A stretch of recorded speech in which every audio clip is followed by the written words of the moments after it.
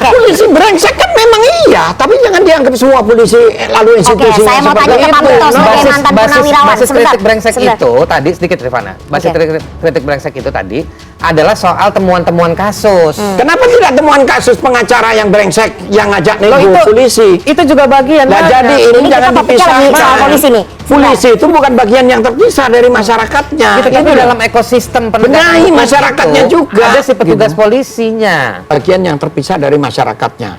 Jadi selama masyarakatnya brengsek, jangan minta polisinya baik. Contoh, polisinya udah mau bersih, masyarakat ngasih uang. Jadi yang salah masyarakat gimana? Polisinya sudah mau bersih, ngasih duit. Pengacaranya ngajak nego. Pengacara yang ngajak nego kita kembali ke kasus itu nggak bisa sama dengan Anda ngomong polisi kasus disamaratakan. Makanya tadi yang tadi saya sampaikan basisnya temuan-temuan kasus.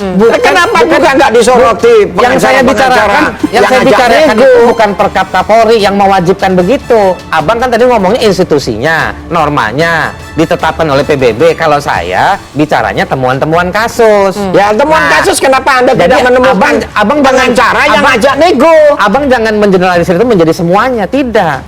Pembiaran tadi seperti yang disampaikan oleh Mas Haris, praktik-praktik pembiaran peredaran narkoba, barang bukti yang kemudian dijual, dibackingi oleh Polri, itu memang Anda sudah mendengar pada saat Anda dulu menjabat sebagai polisi atau memang itu baru-baru saja terjadi? Atau memang ikut?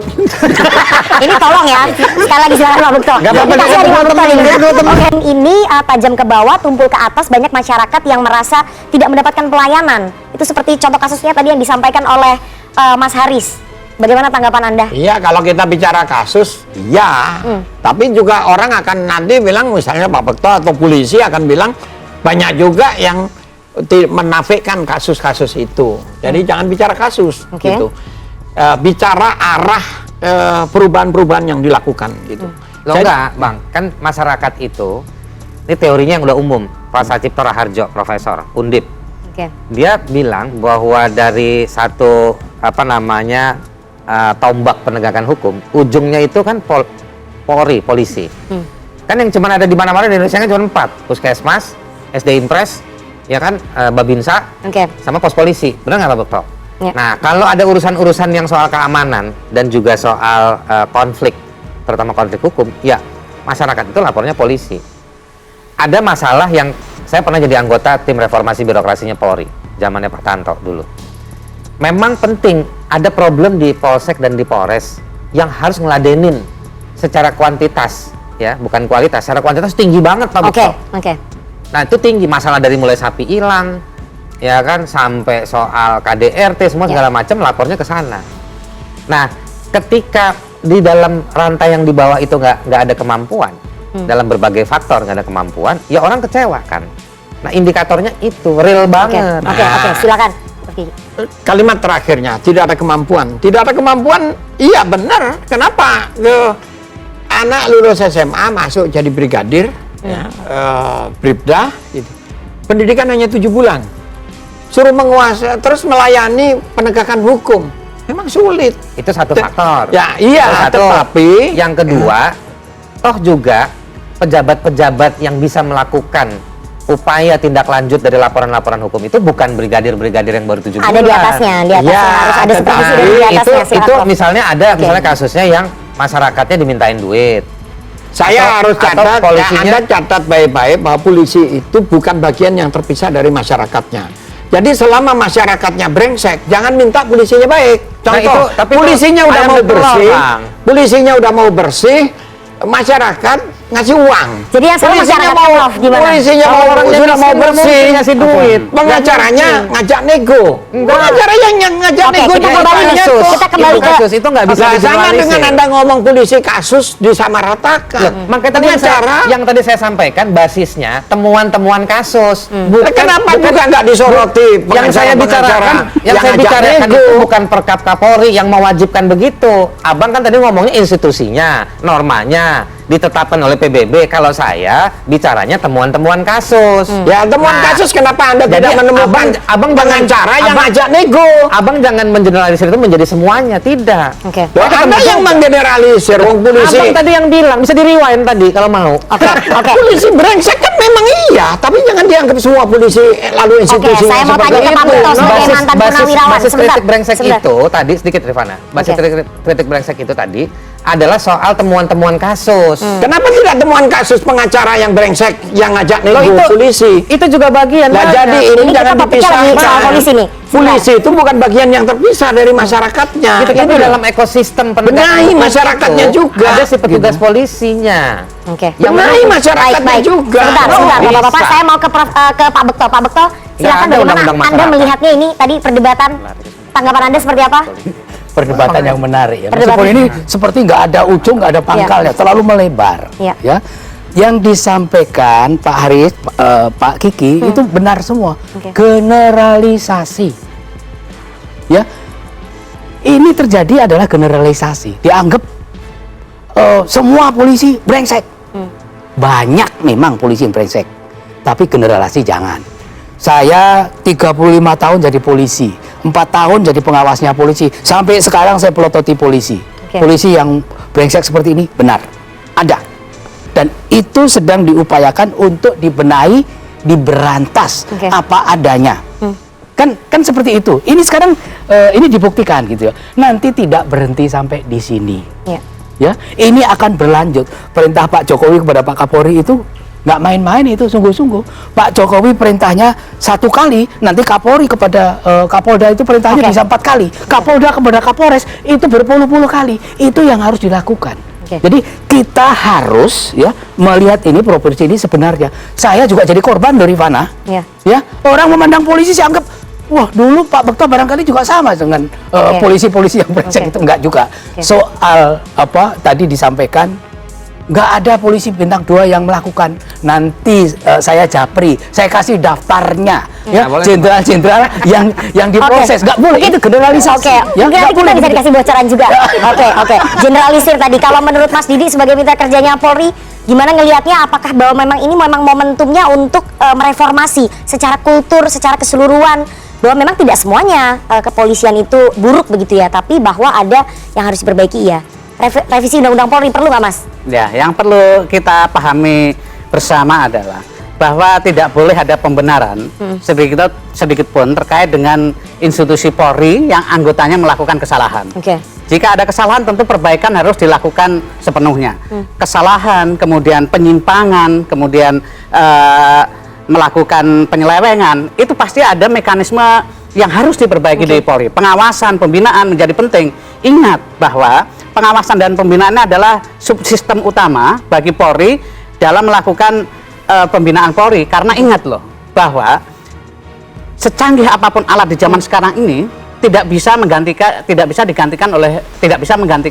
personel polisi. Iya. Ini yang harus disadari, sehingga kekuatan Polri di SDM ini juga harus menyadarkan kepada kita bahwa masukan masyarakat sekecil apapun, masukan masyarakat substansi apapun, ini harus didengar oleh Polri. Karena ini rasa sayang masyarakat terhadap Polri agar tugas dan tanggung jawabnya bisa dilakukan dengan baik begitu. Oke. Kalau ini kemudian jika kita ingin Oke. melakukan kritik kepada Polri, jika kita ingin memberikan masukan Polri terjadi resisten di dalam, ini pasti nggak benar. Ingat Ya. bahwa polisi ini adalah alat negara. Polisi ini sebelum dilantik menjadi polisi, dia mengucapkan sumpah janji. Ya, baik. Nah, ini yang berat bagi polisi, dan kemudian tidak boleh kemudian atas nama generalisir kemudian membenarkan adanya potensi ataupun ada oknum-oknum yang lain. Harus dibenerin. Oke. Tidak boleh enggak. Jadi polisi tidak boleh anti kritik ya. Saya ingin masuk ke dalam kasus karena dari tadi kita bicara secara general Mas Haris. Apa yang terjadi kepada Irjen Teddy Minahasa, mantan Kapolda Sumbar? Penyisihan ataupun penjualan barang bukti narkoba itu kan sebenarnya sudah banyak ya, desas-desusnya kita dengar. Kita nggak mungkin nggak dengar, itu sudah menjadi desas-desus lah, menjadi wartawan sudah mendengar itu berkali-kali. Itu memang praktik yang lazim terjadi, Mas Haris? Mendengar berkali-kali soal Teddy Minahasa dagang narkoba. Oh bukan, maksudnya mendengar bahwa ada desas-desus di luar sana yang mengatakan bahwa polisi dagang. betul, Ya. kemudian menyisikan barang bukti seperti konsorsium judi online 303 Ya. itu kan juga kita sudah dengar begitu. Ya, kasus Teddy Minahasa ketangkep, desas-desusnya, saya dapat banyak kontak dari teman-teman di Sumbar. Oke. Nggak cuma Teddy Minahasa aja, muncul beberapa nama lain. Jadi ada nama polisi lain. Itu saya maksudnya? bagi ke Pak Bekto aja. Jadi ada nama polisi lain. Ada. Oke, jadi ini bukan Jadi- satu ternyata. Bukan cuma Kapoldanya. Oh jadi. Meskipun Pak Niko Afinta bilang, saya baca di 1.com, nggak tahu berita itu benar atau enggak, dia bilang dia belum dilantik jadi Kapolda Jawa Timur. Terus gimana udah ada yang botak-botakin rambut ya, Pak Purwan. Itu juga perdebatan sendiri. Tapi dalam alur yang sumbernya sendiri, yang ada, saya dapat 2-3 kontak dari Padang gitu, cerita macam-macam. Wah bang, ini begini, ini pengalaman mereka. Jadi ini bukan cuma kabar burung di Padang, ini pengalamannya mereka. Ya masih dalam hubungan-hubungan keluarga gitu, cerita begini-begini. Dan barang bukti itu betul diganti dengan tawas. Gitu. Nah, jadi atasnya aja yang dimusnahkan, bawahnya tawas, sisanya itu muter di lapangan. Dan itu bukan sekali terjadi, Anda dengar ini sudah beberapa kali terjadi? Iya, saya memang nanganin beberapa kasus ya. Waktu sekarang saya kerja hukum, waktu juga sama Kontras, ada beberapa kasus yang ada ujungnya itu penyiksaan, penahanan, penangkapan sewenang-wenang segala macam yang berkorelasi dengan kasus-kasus narkoba. Salah satunya yang memang terkait dengan peredaran narkoba, itu banyak banget. Dan menurut saya juga bingung ya soal narkoba ini mau bicaranya dari mana, karena terlalu banyak informasinya dan terlalu banyak pengetahuan masyarakat. Masyarakat menjadi saksi sosial dari praktek-praktek itu. Nah cuma kan begini, kalau ngomong data misalnya, berapa misalnya, kita bener tadi Bang Kiki, itu kasus biasa. Kalau mau lihat kuantiti jumlah narkobanya, itu nothing. Meskipun itu duit gede, 5 kilo. 5 kilo mungkin bisa beli rumah itu. Ya kan di sekitaran Trans TV sini, CNN sini. Nah yang saya mau bilang tuh begini, narkoba yang masuk Indonesia 300.000 ton per tahun. Ada di mana itu barang? 300.000 ton, bisa dihitung, tapi nggak bisa ditangkap.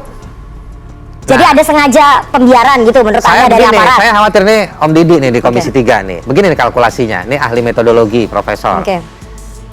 Bisa dihitung 300.000 ton, rata-rata, more or less gitu ya. Di penjara hari ini, kalau kita tanya orang-orang di PAS pemasyarakatan, 40-60% populasinya penjara itu narkoba. Jadi udah dipenjarain, tapi narkobanya tetap 300.000 ton masuk. Dan budget penegakan hukumnya, kalau kita hitung dari BNN, dari Bareskrim, dari Kemenkes, dugaan saya naik terus.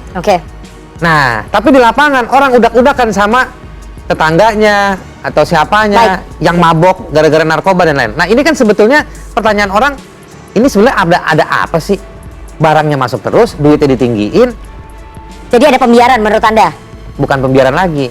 Tapi ini dipelihara. Dipelihara, Prof Kiki, memang ada yang memelihara, aparat yang memelihara, sehingga barang itu beredar terus? Enggak ada. Kalau soal tanggapannya Prof Kiki, sampai ada Kapolda bintang 2 yang kemudian diduga menjual barang bukti narkoba sabu 5 kg.